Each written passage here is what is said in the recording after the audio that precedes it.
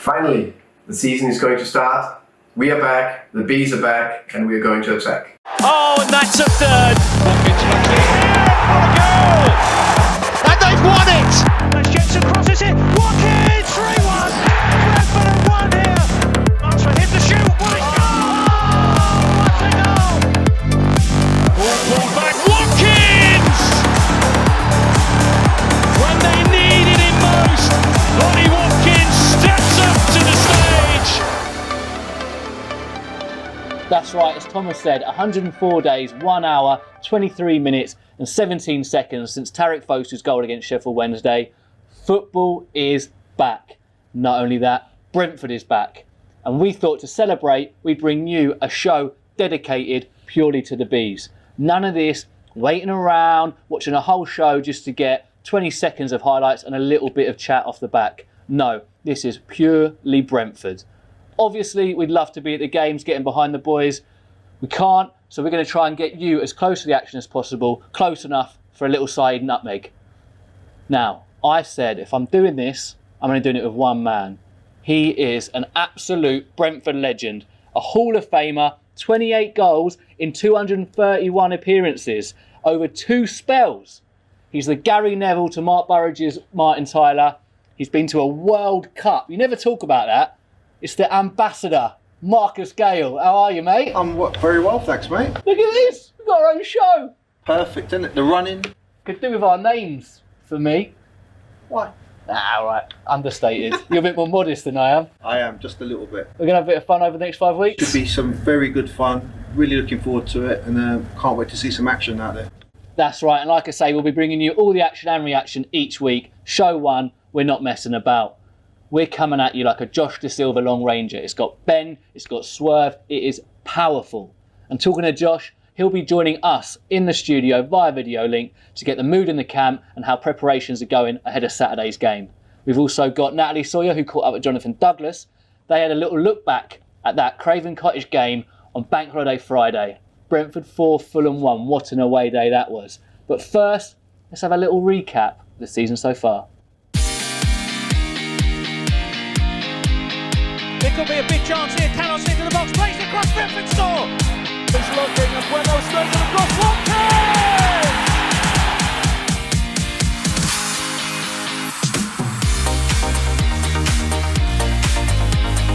Henry's cross. They've got so many in the box here, and they've won it! Unbelievable!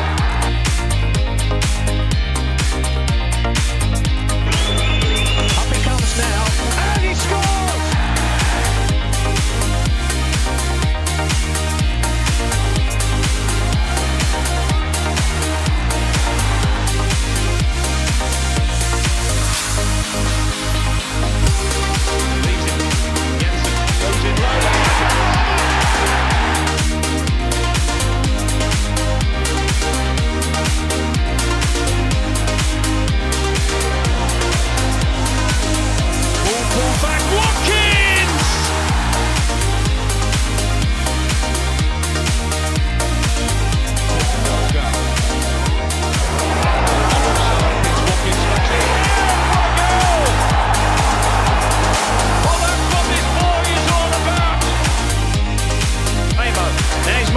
Chance for him to shoot. What a goal! What a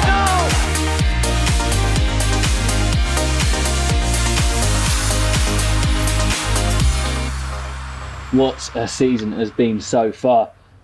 Sheffield Wednesday, it seems like ages ago now. I mean, what a performance. But it was coming on a tough run at the time, wasn't it? Yeah, we've been drawing games, got leading up into this game, so it was about time that we really got onto that front foot, performed.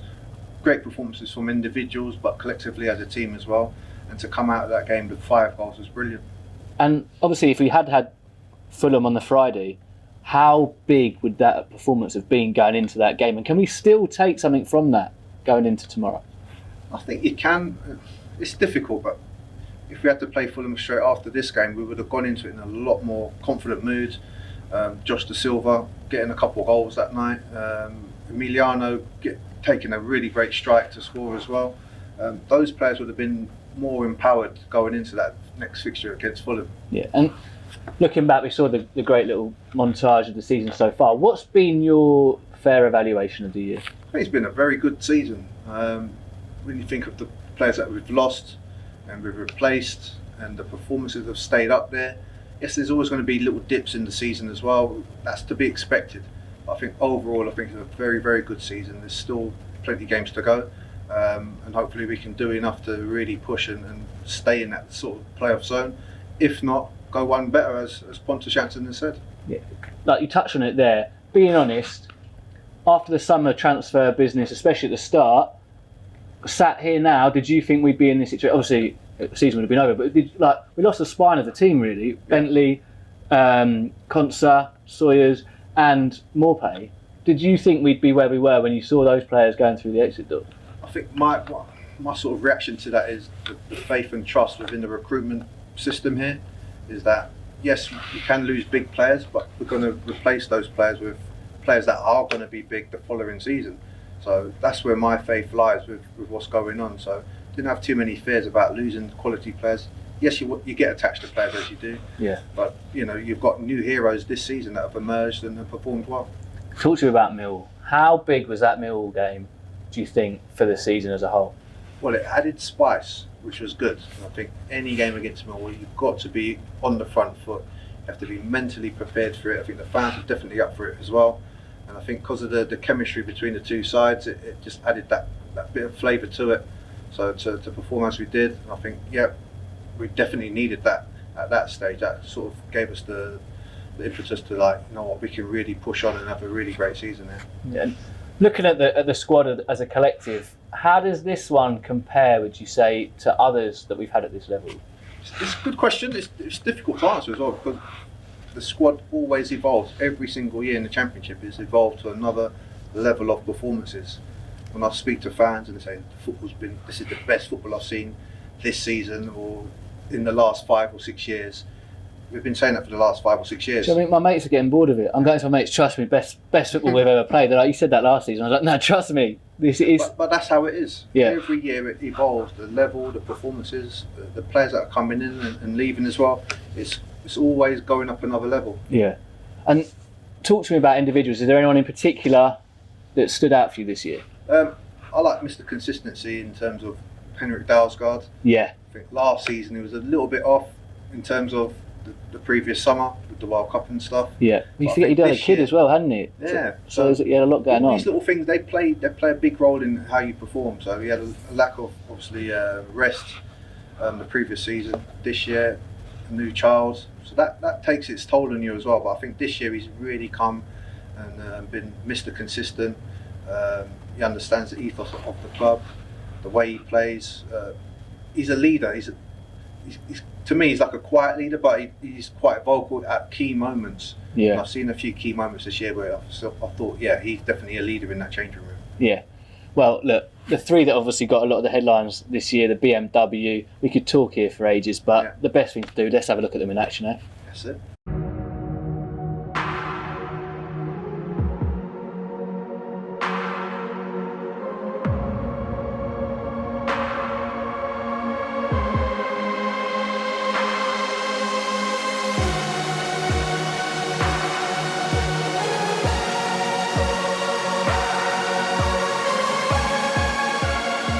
Still allowed to run. And Mokotjo sets it wide. Benrahma! To there by Mbeumo, who's looking for the ball this evening. Here's Benrahma, lovely step-o from Benrahma, still with it. Up towards the edge of box, what a great box through! Oh, what a fantastic goal there! One touch, floating into the box, and goal! What a brilliant goal that is, Ollie Watkins! 13 for the season, unlucky for some, he's unlucky for Cardiff City tonight. Benrahma, and Brentford take the lead. Dalsgaard. Here's Watkins back to the goal! Plays out to Mbeumo, edge of the box. Chips the ball to Watkins! Brentford take the lead! Henderson again, who has run the game for Brentford from the heart of midfield. It's found Mbeumo. Top is Ollie, needs to time this, he can't get there. It's still Mbeumo. Benrahma!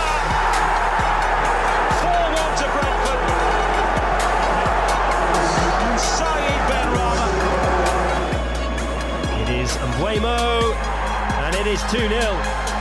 Brilliant from Ben Rama. Needs a good ball in the box. Watkins! What a fantastic goal from Brentford!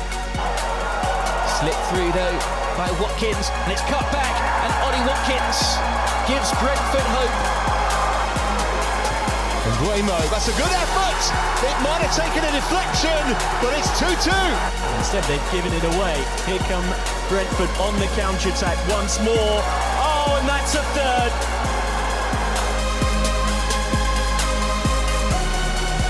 He leaves it. Jensen goes in low.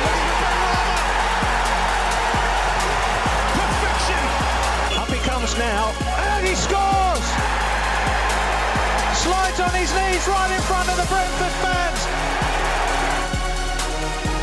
Cross. They've got so many in the box here, and they've won it. Unbelievable.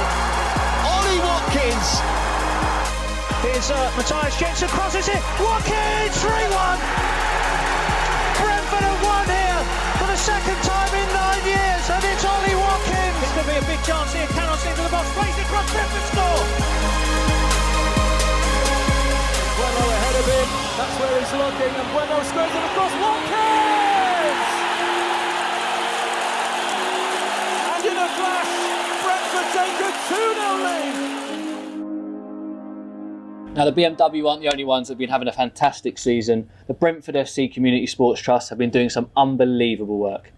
Now, the Trust engages with people of all ages and abilities, including some of the most vulnerable and at risk in society, providing almost 1 million participant engagement hours per year across sport, education and youth work. Now, obviously, because of COVID-19 and the situation we've all found ourselves in, the Trust has had to change a lot of the things they do to online. Alongside this, they've also delivered 600 activity packs, mainly to children who maybe didn't have access to open spaces. Here's a video of the fantastic bits they've been getting up to during lockdown.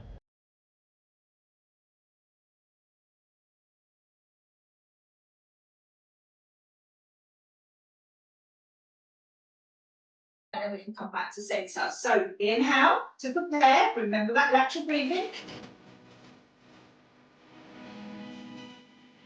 Go, go, go, go, go, go, go, go, go, go, go, go, go, go.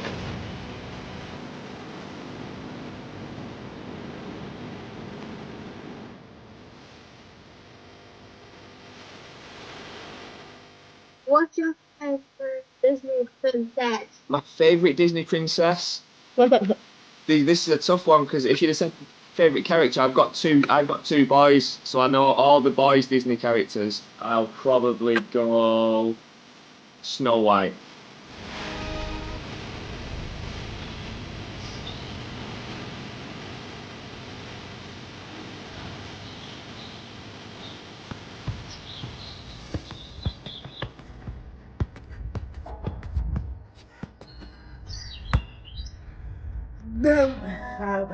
Yeah, there were a lot of points where in my head I'm thinking, oh God, like is this still gonna work out for me? So Tariq, Yeah. when you're training, is this something similar that you might do? Yeah, probably in the warm-up.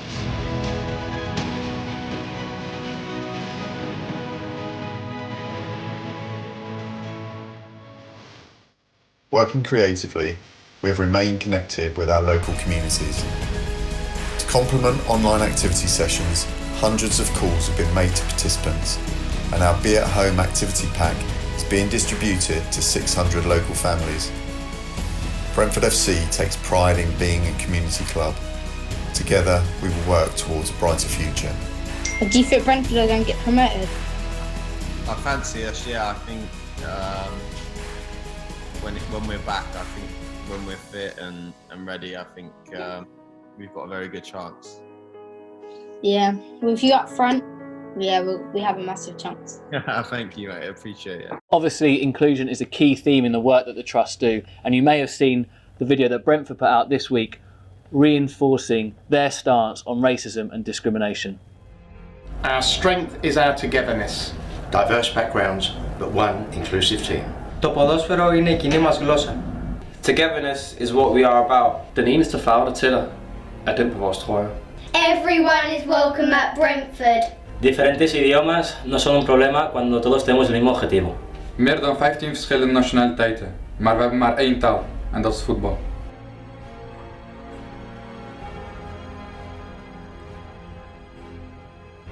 Many different nationalities, but we share the same culture, respect for each other.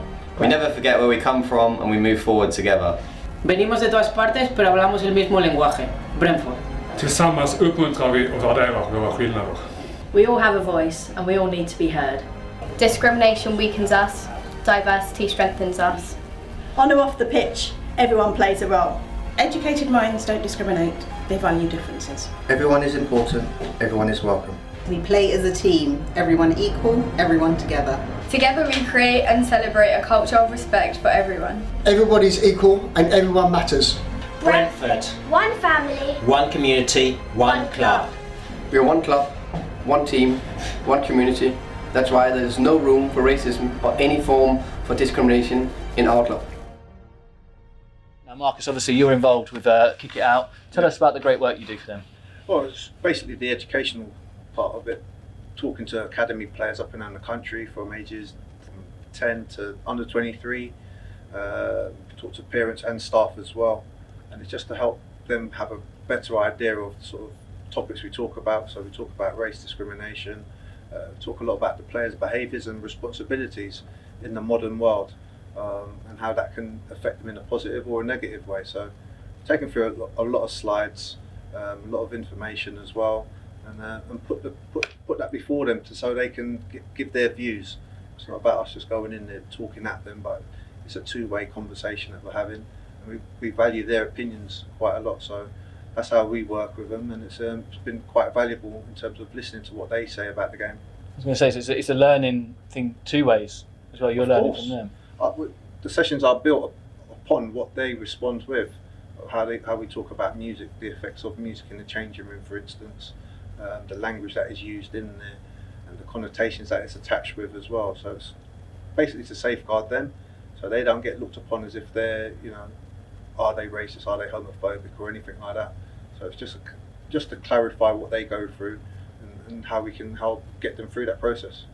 And at the moment, the Black Lives Matter movement, what have you made of the involvement of sport and football in particular with regards to that? It's quite a political statement as well. I think football needs to acknowledge there is an issue, there is a problem within the game as well. We're totally fine with obviously playing the game, but it's like after when you finish the game, the opportunities to go into coaching, managing, the boardroom, etc. That seems to be an issue in there as well. So I think with the Black Lives Matter movement at the moment, it's kind of giving everybody a chance to maybe have a conversation and have a look within themselves to see where they fit in with all of this. Because that seems to be the big thing, especially in football, that at youth level and playing level, there is that the privilege is maybe taken away so much in that you're rewarded for your merit and ability, and you're seeing you can come from any background and make it as a professional footballer. So is that really where the next step needs to be, like you say, the boardrooms, and you need to be looking at those people that... Yeah. There's a notion of that we're not good enough in those sort of areas, but we're all, on the other hand, we're very good at playing at the highest level, captaining teams, winning trophies at the highest level, but there seems to be a disconnect when we finish playing, is that there's not a sort of a notion of that we are good enough to coach. And I believe there are very good coaches. I know personally some very good coaches that could possibly go on and become a manager one day, but you have to be good enough to do that in the first place. You need the opportunity to do that, and hopefully those opportunities can now start being looked at. Obviously, with things like we're seeing at the moment, with the Black Lives Matter names being on the back of the shirt, and players taking the knee in particular, these are all things that, in your opinion, are going to help? Yeah, I think the game's been crying out for some solidarity to be taking place, because it affects everybody. It affects, the young people. They only just see their teammate or their friends. They don't really see the colour of your skin. But sometimes in industries or society, they see that separation because of how people are treated. So we do need that solidarity. I think the going on one knee, that's a massive thing at the moment because of what's happened over the last 3-4 years in America as well. And I think it just shows that there is a togetherness, and I think that's a good thing to have. So the going on, taking a knee, so Arsenal do it ahead of our game on Saturday last weekend, and here are the highlights from that game and Watford.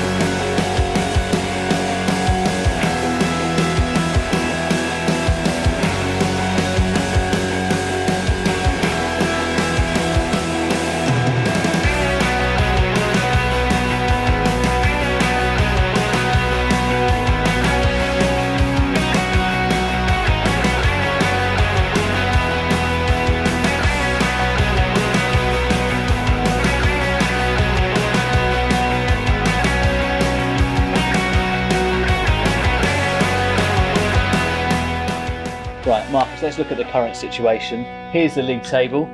5th of the season still to play. That's a lot of football. There's going to be twists and turns, isn't there? Ultimately, there is. We're in a very good position. When you think if we could get the first 2 games out of the way with and stay unbeaten, hopefully we can win them both. That's really going to elevate our sort of status in the league, and everyone's going to be watching out for how well Brentford could really do in this league. That's it. I mean, big things I notice: goal difference, 31. I mean, that's huge. That can come in massively at this time of season. Well, that's going to be an extra point or two in the season when you look at it. The amount of goals, which is definitely going to help. We've kept good amount of clean sheets, and the goal against ratio is quite good. That's going to play a big difference as well. But there's going to be teams, even Blackburn in 10th place, they can still make a late surge and try and dismantle anybody in that top 6. There's teams that haven't made this graphic that aren't far off it, that will be looking at it going, we've probably got a chance of catching Preston 6. I think right the way down to QPR, who are only 6 points off Preston. So I know everyone says anyone can beat anyone in the Championship, and they can. So it's an exciting end to the season. Look, Pontus was saying this post Arsenal, and we've got the quote here. When we start now, we should look to hunt the top 2. It's going to be 2 months we're not going to forget. It's up to us to do it as good as possible, and hopefully every Brentford fan will be happy at the end of July. What did you think when you saw him say that, or saw it written down? Because it seemed like such an obvious thing, but just coming from him, it got me pumped. Yeah. But also there's a logic to this, isn't there? It's a rally call to say, look, sometimes it's probably more dangerous to be at the top in front of people, because now you've got to keep looking over your shoulder, and the danger is who's behind you. Brentford's one of those teams that is in the hunting the top 2 down. Still got to play Fulham and West Brom, so that should empower everybody, even the fans, to say, you know what, if the captain is saying it, he believes we've got a great chance of shortening that gap with the games we've got. And that will empower the whole team to go for it as well from the start. And you've been in that situation where you've been the one hunted, I imagine, top 2. What's that like as a feeling? Or are you just kind of on cloud 9, you're not even thinking about those below you? When I went through it all those years ago, 91, 92, that season, we made a late surge. The last 6 games we won. So we were just gradually creeping up there. And I think that could possibly happen this season as well. So you're always just looking at the next game ahead. Can you win that game? You're not worried about 2 or 3 games time. You're just worried about the next game ahead. Get your points out of that, and then go into the next game with the same mentality. And then before long, you're in that momentum, and before you know it, you could be in that top 2. Could it be a blessing that we've got Fulham and West Brom as our first 2 games? Yeah, I think we needed those big games to start, because we seem to really get up for the big games, perform well. We have no fear playing so-called top sides in this league, and I think there's a fear factor playing Brentford as well, because yes, we might be small in stature in some aspects, but we're so big on the field now, is that every team in the league respects how Brentford play. Yeah, and that he's one man that may be potentially fit for Saturday, we hope, and he's one of a few players actually coming back from injury. We've got the lads here.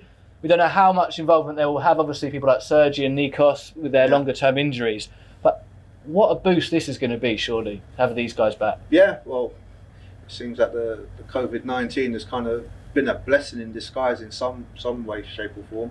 It's going to give the injured lads opportunity to get fully fit, or as fit as they can be for this last run in. It's great that if Pontus is there, then we've got the main man to lead us back into this sort of late running. I mean, the romantic in me saying the script's written for Sergi, innit? I would love to see Sergi back out there. I think he gives so much. It's just the connection he has with the fans. When he performs and he livens up the fans, that energy is replicated back onto the pitch with the performances. Everybody goes up another 10%. Sergi's one of those players that, when he was on form early part of the season, for me, he was one of the men of the season. Before the injury, obviously. But I liked him when he was at sort of the wing-back position. His runs from deep seemed to cause so much more problems compared to when he was wide right at the very start of the season. Villa game last year, I remember him wing-back. He was unbelievable that day. And look, there's obviously rule changes. 9 subs on the bench now because of obviously the fixture congestion and stuff. You can make 5 subs. How much rotation realistically do you think there'll be? The bench is going to be important. The decisions that make those changes are going to be vital. Yeah. We've got to have a look at what's been off for quite a while. There's going to be niggly little injuries. Yes, they might have trained flat out over the last 4 or 5 weeks or whatever for these matches now, but you've got to look at it as, you know, they're still going to pick up injuries because of the lack of the real matches that they needed to play. Yeah. But I think the benches will be vital in terms of the timings of the subs. Who needs that rest? How can we just get minutes into people? But if everybody's fit, this is a fantastic squad. Because I was going to say that about the subs, because in theory you could bring on half an outfield team in every game, right? And you're probably not going to change your 2 centre halves realistically. So then, right, you've got 8 other players. Well, you don't want to break up a midfield. Do you see what I mean? It's going to be interesting to see where they're used, and you touched on it there. Do you think it will mainly then be last 10 if maybe a game looks like it's run its course and we've won it, or something else that you go, right, we'll give Ollie 10 minutes, or is that where it'll be used more? I think if you can get your results that you need and you've got 20, 15 minutes to go, I think you can start making some key decisions to say, right, we can rest him up. Don't forget we've got players that have not played the previous season. Norsgaard, you know, this is his first full season really for a couple of years, so the break has probably helped him recover, because these guys were probably running on empty. Played like 35 games maybe the season before, and you're coming into the championship level, which is ferocious, with 46 league games and obviously the cup matches. So I think the break has helped those players. I think they should be more attuned to the tempo of the game now that we're playing here, so they'll be fine. I think the front three, once we get the results, I think we'll be seeing them coming off, but it's important for the players coming on. Can they go in and do a really good job? Did you ever play behind closed doors? No, not really. Only like reserve matches. When I moved to the Premier League with Wimbledon, it felt like sometimes there was no one there. But how do you think you'd react to this? I think when you're professional, you know your job description. You need to just go out there and perform. Maybe after the game, you'll talk about the lack of fans there. So that would be a very debatable talk after the match. I think during it wouldn't faze the players one bit, because you know what you need to do. And as I said, we're sitting in 4th place, and you've got time to worry about the lack of fans, but we know the importance of having the fans as well. But you just got to go out there and do your job. I saw a video, I don't know if this was testing it, but Fulham potentially testing out crowd noises in the stadium. You having that? I think I would have it, you know. Just to have a little bit of something different. Everyone's just trialing and erroring with things, so give it a go, see how it reacts. How can we adapt to it when we start playing at home as well? Can we use it as a benefit? Is it going to help the players? So I'm all for it. Well, look, we'll see if they do end up playing it at tomorrow's game. I mean, to be honest, they could have done with it on that Bank Holiday Friday game against us, because it was just 6,000 Bees fans making all the noise. And Natalie Sawyer, she caught up with the skipper that day, Jonathan Douglas, to take a little trip down memory lane.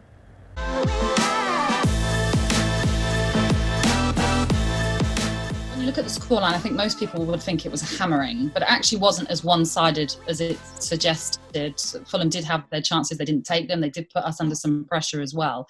When you ride that storm, does it make the win even sweeter then? It does, yeah. I think when you look back at the game, I think they had the first best chance. I think Butts pulled off a great save, and then we went on. They got a penalty which shouldn't have been a penalty. We'll talk about that more in a bit.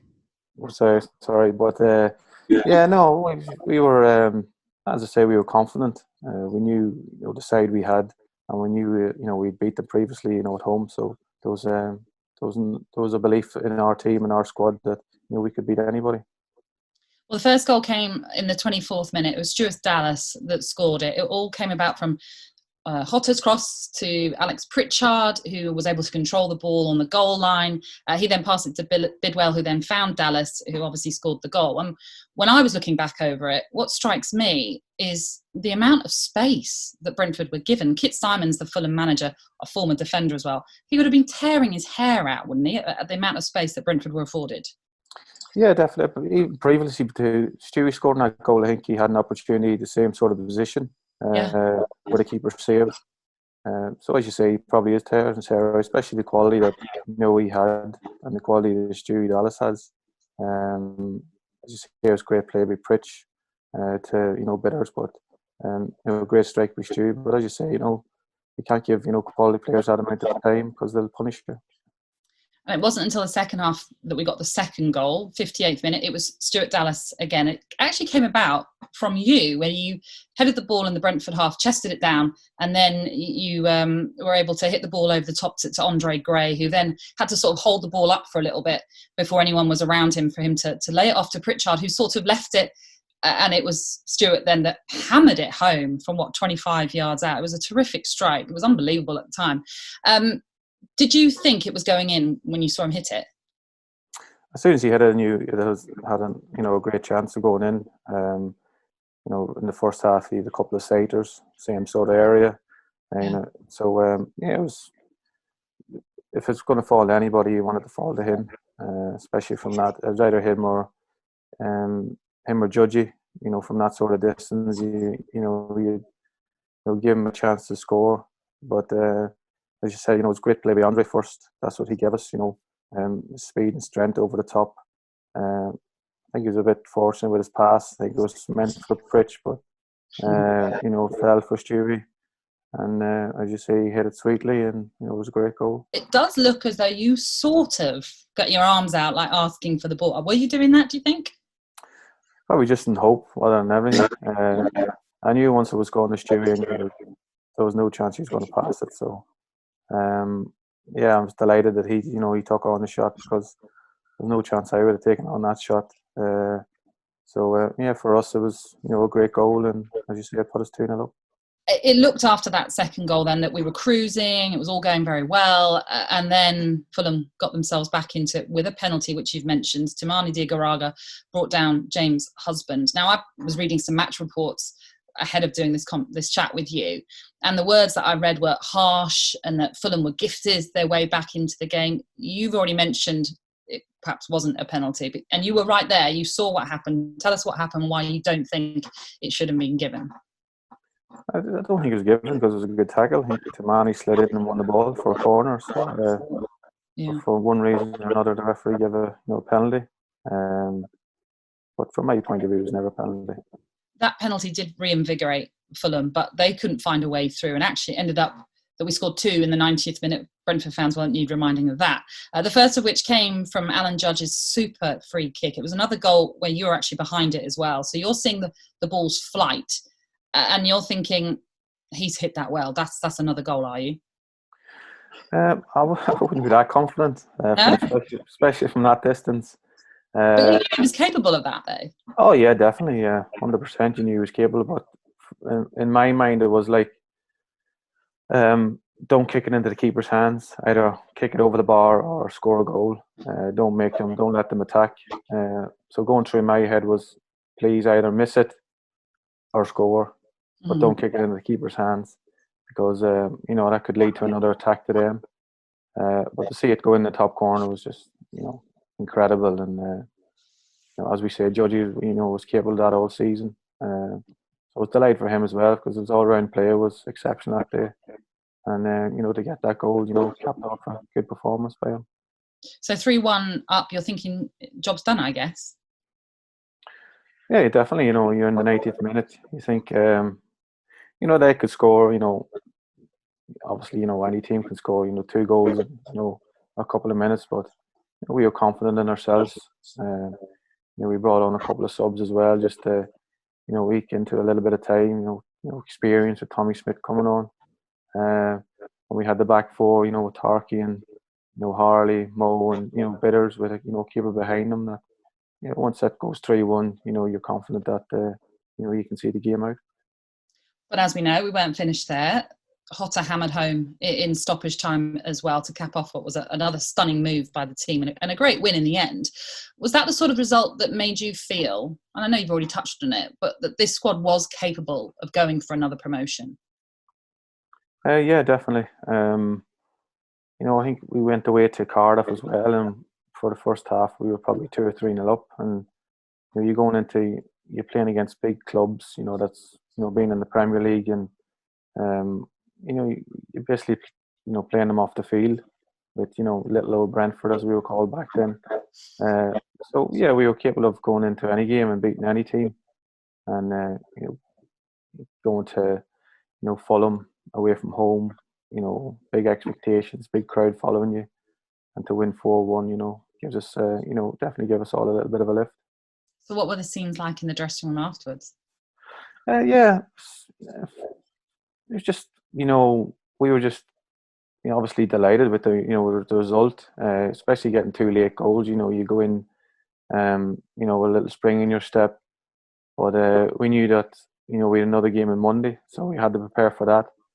And the manager was telling us that this results count for nothing if we go to Monday and get beat.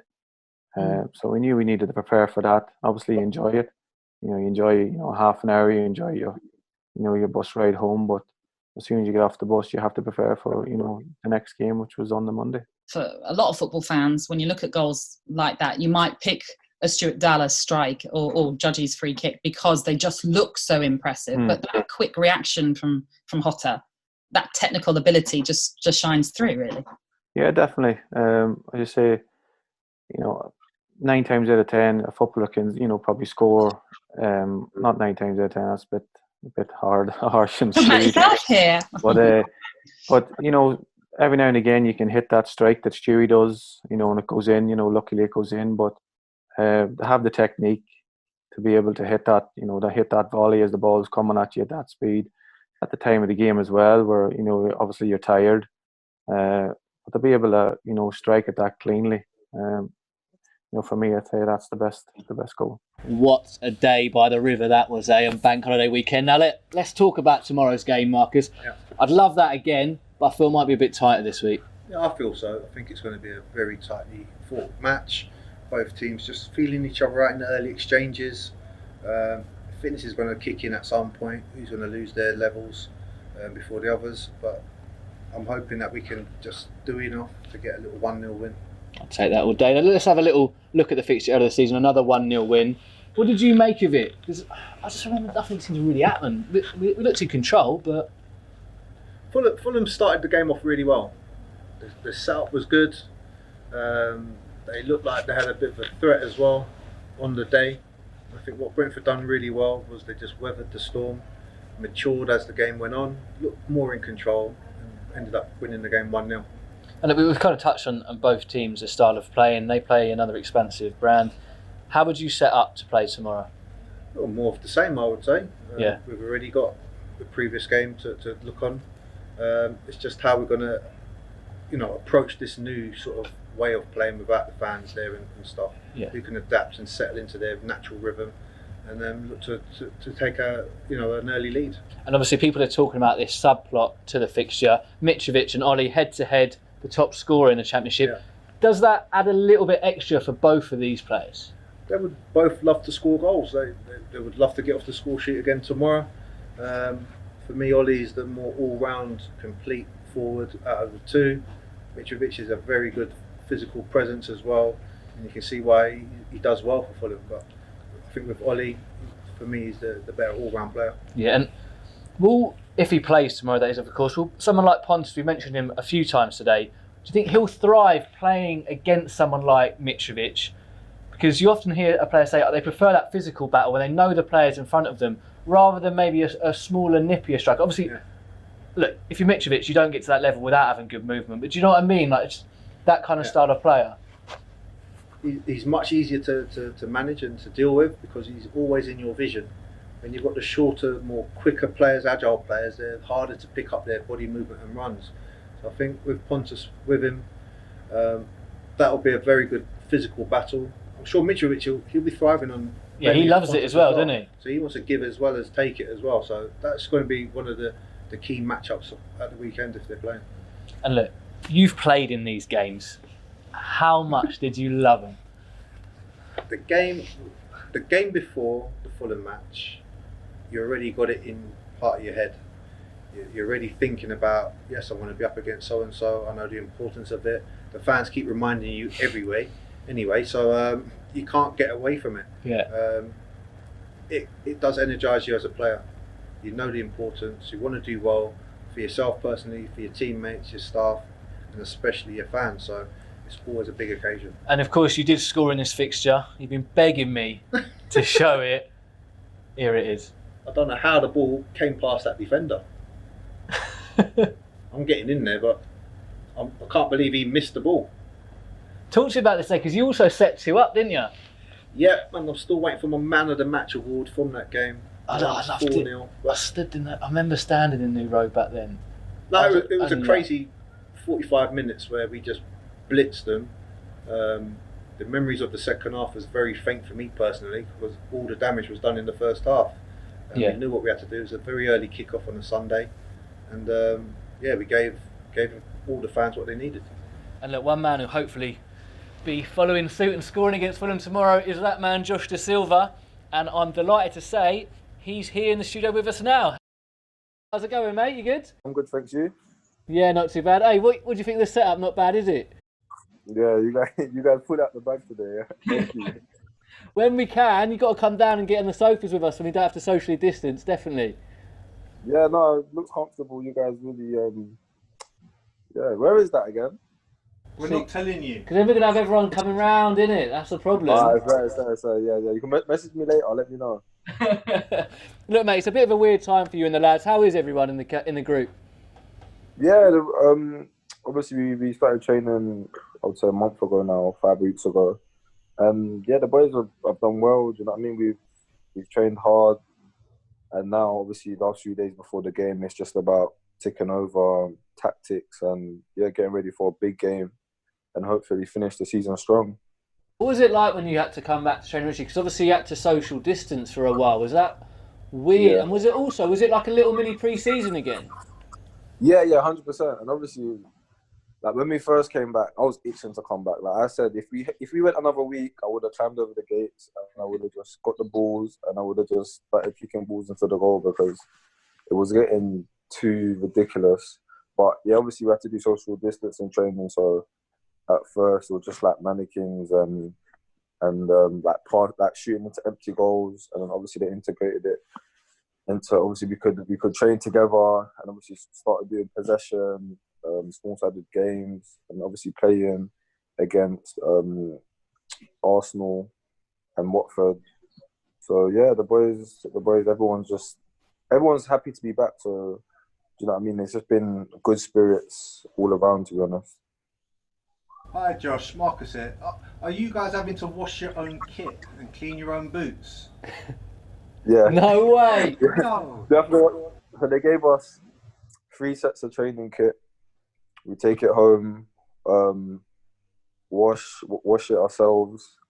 Like even in the training ground, you have to walk round, and obviously go in one way, come out the other. Like when you're leaving the training ground, you leave another way. What else do we have to do? Like even in the physio, you only can go in one way, out the other way. When we were doing social distancing, we only were allowed like groups of 5. So when the 5 were in, they had to leave quickly, so like, and the other 5 could come in. So they wouldn't let the 5 into the training ground until all the other 5 had left. So it was just all a bit weird at first, and even obviously now washing our own training kit, and obviously dealing with boots, obviously water bottles as well. Take our water bottles home, give it a wash, fill it up, bring it to training. GPS vests. So it's all a bit different, but everyone's just happy to be back to with us. There's been no complaints. Like we just got on with it, and do you know what I mean? It's been good. So no one's turned up in dirty kit, have they? They forgot to wash it. You know, when you did that at PE, you're saying, "Oh, I forgot to wash my kit." No, but that's what I said. That's why, because at first they gave us 2. And I said we need 3 for training 6 days a week. Do you know what I mean? I can't be washing my. I don't have enough stuff to wash. I live by myself. I can't. Sometimes I'll be putting stuff that I've already washed. I'm putting it in the washing machine again because I don't have enough stuff to wash. You know what I mean? So they gave us extra kit just to make sure. But yeah, no, everything's been good. Big Bob's chilling, isn't he? What's Big Bob up to then? Bob, he's got nothing to do now because you were washing. Yeah, to be fair, obviously he helps out like in terms of cleaning the equipment. So obviously after someone's used it, the equipment, they will spray down the equipment, wipe down the equipment. Obviously been sorting out stuff for the games and just little stuff like masks. So yeah, I'm pretty sure it's pretty relaxed for him at the moment. Like, he don't really have much to do, but obviously as the games start coming in, I feel like, yeah, he'll get busy again. Did you miss the lads when you were away? Yeah, 100%. Like, we had a Zoom call, and to be fair, like when we was away, because obviously we all live sort of local. Obviously, I was doing a lot of running with Dom and Shandon because we live literally 2 minutes away from each other. So we were literally in contact every day, and we had a Zoom call, and you can just see everyone smiling. Like, no one could, like, because we hadn't seen each other for 8 weeks. Majority of us anyway, you could just see everyone just smiling. And when we first came in, like, sometimes you forget. Sometimes you feel like, even in training, I remember we were doing social distancing, and like, obviously, like, we pretended, like, I think Ollie had the ball, and we was pretending that he was scoring in a playoff final, and he scored. And I've gone and celebrated with him, like, jumped in his back. And I was like, oh, you got to do social distancing. I was like, oh, sorry. So like, you forget because you're just so happy to be back, and you know what I mean, you're just enjoying. Like me, I just enjoy football. Obviously, I like playing like football with a smile on my face. So I just, sometimes you forget about them sort of things. But yeah, no, everyone's happy to be back, and like, we just, obviously, good bunch of boys, so we enjoy it. So Josh, can you be honest with me? Yeah, I want you to be very honest. All right? It's a funny little question. Who came back with the worst haircut? I was up there. I'm up there. I'm up there. My beard's all over the place. My hair has never been this long. The worst haircut. What about Matthias Jensen? He's come back with a little top knot. It looks like a Savaloy. Yeah, to be fair, it suits him though. It does suit him, so I'll give it to him. I think maybe Rico, because Rico sort of went low. Because normally Rico has a high, he went low, and obviously his hairline's not the best. So it sort of brought out his imperfections. It brought out his imperfections, I would say. But I would say I'm to be honest, I'm up there. I can't lie. Like, my hair is, especially my beard, it's a mess at the moment. But I'm not really fast. Do you know what I mean? I'm just rocking it. I don't really mind. It's handy then that the Sky cameras are going to be watching the game on Saturday. And look, about that fixture, does it feel like a derby match still, even in the circumstance? 100%. And obviously we know, with the rivalry and how close we are to them, and what we're trying to achieve, like, it's just a massive game. It's a massive game. Do you know what I'm saying? So, like, yeah, like, for me and for the boys, it's still, we still feel that you know what I mean? We still feel like it's a derby, and we still feel like it's a big game, and we want to win it. I was going to ask Josh, what would be the impact playing behind closed doors for the first time? The impact, I would say, maybe, obviously, the way we like to play. This, I don't know, but for me, I don't really see it. For me, it doesn't make a difference. I feel like, if anything, for me, playing with fans, it makes me, like, do you know what I mean? It's just that pressure to perform. But I feel like the benefits for us, especially being a team that like to play, I feel like if we do make a mistake, like, there won't be as much eyes or pressure on us to you know, maybe crumble or go into our shell. We maybe still have that confidence to try it again. Do you know what I mean? Because, you know, sometimes when you pack the back, there's going to be mistakes, but when you get it right, it works.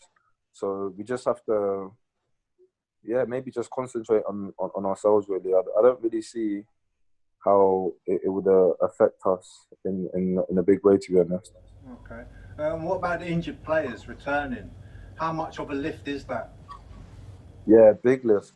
Like, even when we were about to play, I don't know if I should be saying this, but when we were about to play them back in, I think it was in March, we had we had the six players, key members injured. Like, we was literally scrambling. Do you know what I mean? It weren't big injuries, but they had where they couldn't play that game. So now, obviously everyone's fit, and obviously the likes of Camo, Sergio, Nikos are on the verge. So yeah, even now in training, we're training with 25 players. I think we've got 25 outfield players. Wow. Obviously 3 keepers. So we've got a big squad, and we're gonna need that because of, do you know what I mean? 9 games in 4 weeks, and then hopefully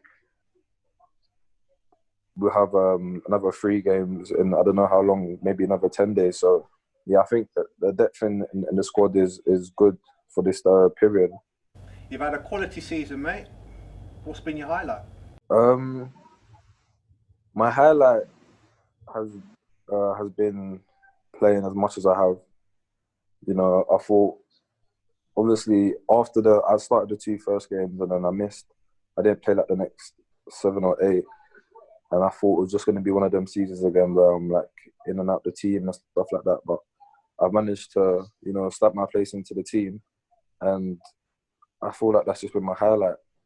Just obviously it's my first full season in the Championship, just being able to learn, and having the trust from the coaches, the players, and every game just learning about something new and adding things to my game. I thought you weren't going to mention Luton, the hat-trick, to be honest. No, of course.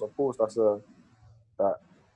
that obviously is, but I feel obviously playing and earning the trust is more important to me than, do you know what I mean, than scoring a hat-trick. Obviously, for a personal goal, that's fantastic, but I'm more of a team player. I want to do well for the team.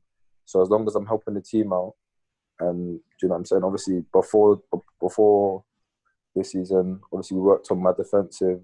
Me, Thomas, Brian, Kev worked on my defensive attributes and where I can improve, and that's helped me and first and foremost helped the team.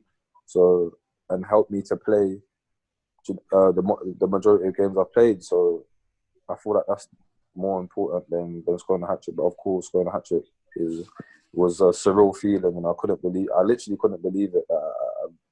I had the opportunity to score them goals, and yeah, of course that's a highlight. But first and foremost, being able to just play for Brentford, with the sort of players we have, the sort of coaches, the fans, that's been my highlight, I think.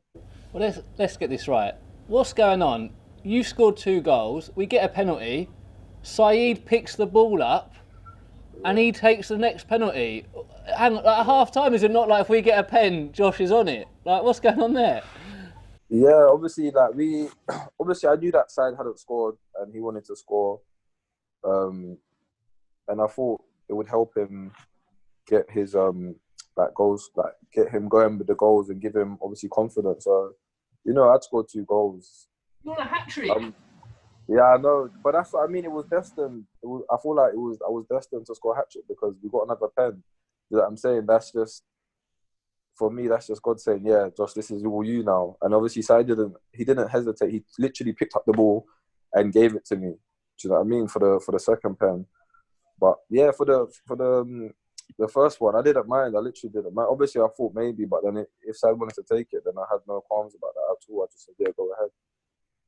It's not a problem.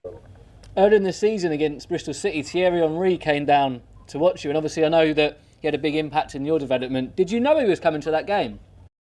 No, I didn't, So did he speak to you? Yeah, he messaged. So obviously, so after the game, he's messaged me and he was like, well played. I was like, what do you mean? Was you at the game? He was like, yeah. I was like, what are you doing there?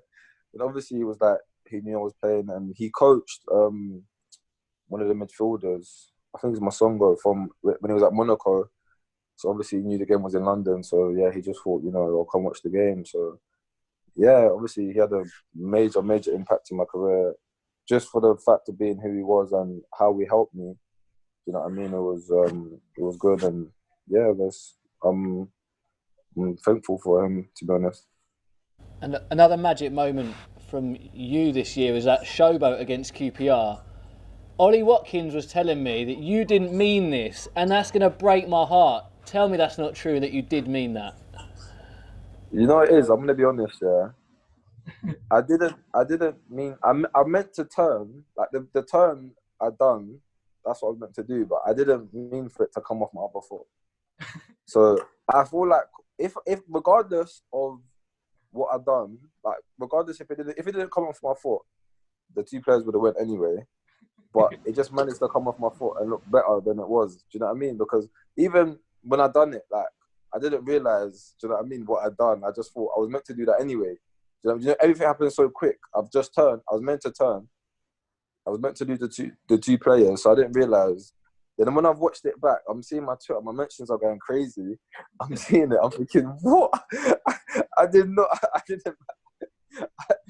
even know, like, I didn't even think that the ball even popped up, or, do you know what I mean? I just thought I just done it and went about what I was about to do. So I didn't realise that it was that good. It looked that good, to be fair. But how fuming were you that Brian couldn't finish it off as well?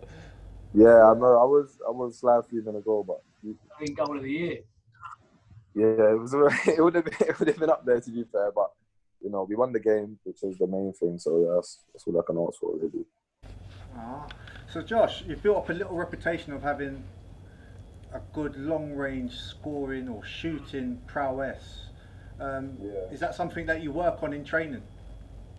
Yeah.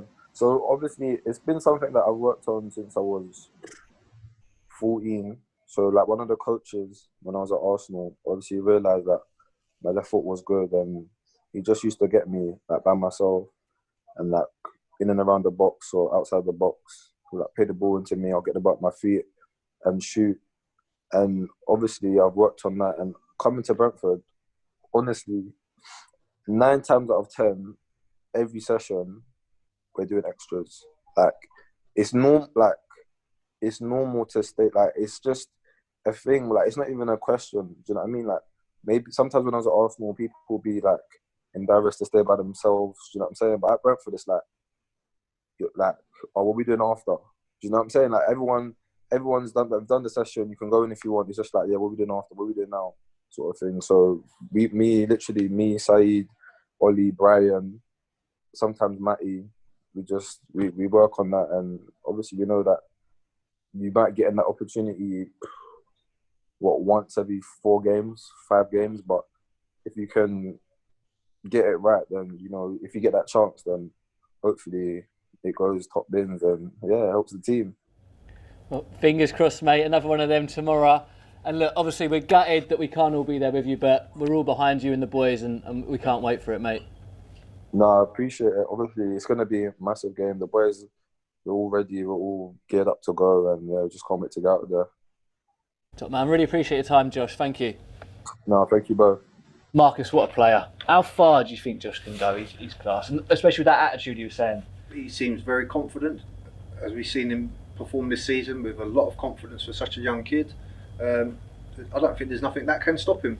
The only thing that can stop him is his own attitude or approach to the game. But I think he's got a superb attitude. But listening to him there talk about how on that penalty he gave it to Saeed still, and that's incredible attitude for a young player, because surely I bet you'd have just taken the penalty, wouldn't you? I wasn't that great at taking penalties, so I would have loved to just pass it on straight away to someone else. But he shows he's a team player. He's got a lot of humility as well. And when you listen to how he spoke just now, you can see he's quite mature in his way of thinking as well. Well, let's look at some of those long-range strikes, because they're unbelievable. And it was nice to hear that he said that he does stick around after training Patcham, and it was also nice to hear about the other lads. Yeah, which is unusual. It is unusual at times, but you should expect it as well. Yeah. As a manager or coach, you would want your players to do those little extra things. This is the one. Look at that angle. Unbelievable. He's made his mind up before the ball's come to him, the touch, the set up, and then it's just the precision to put it where he puts it, which is normally top corner. What does it feel like when you've hit it? Will he have known that's in? As soon as he's hit it? He would have a good feeling. It's a strange feeling. It's like as soon as you make that contact, you know it's got a great chance it's going where you wanted it to go. He kicked his right foot up a little bit as well on that last one, the Bristol City one. That's what us left footers do. Right. I still do the same thing now at my age.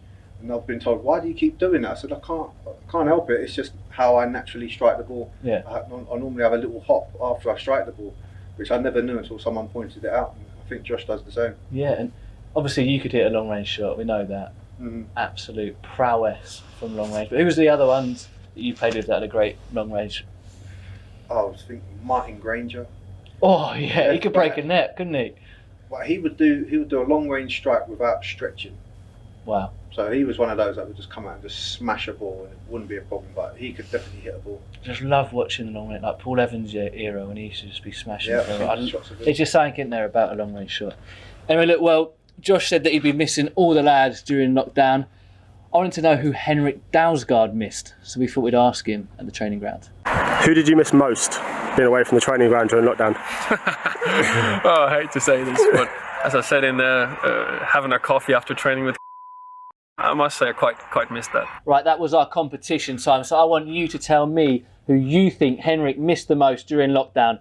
Look, there's going to be a cracking prize. We haven't got it on us, but Big Bob has promised me a signed shirt. And what will happen is you tweet us, Insta us, direct message Marcus, text Marcus. His number's here at the bottom of the screen. However which way, one answer per person. We'll put all of them in a hat. Marcus will pick one out next week, and that'll be the winner of the signed Brentford shirt.